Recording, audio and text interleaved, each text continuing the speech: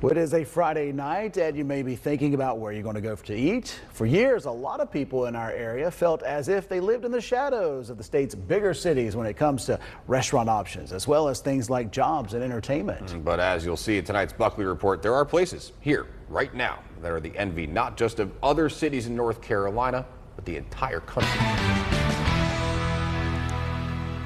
How's everything going? It seems things couldn't be going much better down at Machete. Fair. Has this place exceeded even your lofty expectations? You know, I would say it's been a weird 3 years with the brick and mortar, right? Yeah, we find a way to drag this grill out for every dinner. So That's good. I love it.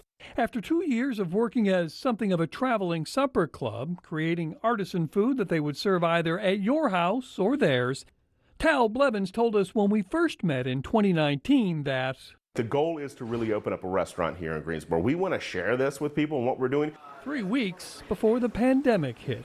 I think most people said we were crazy for trying to do what we do. What they do is create dishes that look more like art than food, which makes sense when you hear executive chef Kevin Cottrell talk about how he spent his life developing this skill. It's so similar to like an artist where it's like you learn the pigments and the colors first, and then you learn how they work together. And then you get creative. As they celebrate 5 years of the Machete concept this month, it's become the talk of the Triad restaurant world as they were a semi-finalist for the National James Beard Award for Best New Restaurant in 2022.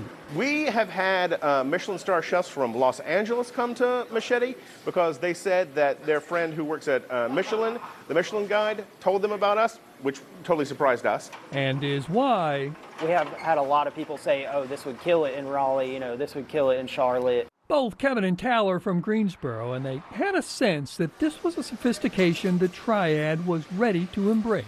We did have some people who said, hey, you know what? This is a weird statement to put together. This is the best meal I've ever had, but it'll never work in Greensboro. So when I heard people say that when we were a pop-up, I kept scratching my head going, well, what does that mean? And I think really what it meant was actually people just weren't used to it in Greensboro. Just as the opening of the Tanger Center taught folks in the Triad that they didn't have to go to bigger cities for top quality entertainment, Machete Restaurant is cutting through that idea when it comes to great food. We are creating, I think, not only a local destination, but really a place where people are coming from out of town and across the country and across the globe to try what we're doing. Yeah, tonight looks like we're going to be a little busier Friday. I know Bob Buckley, starting up, so. Fox 8 News. Yeah, you know, it's Next up for Tal and Kevin is a second downtown restaurant called Yokai, which will be just a few blocks away from Machete.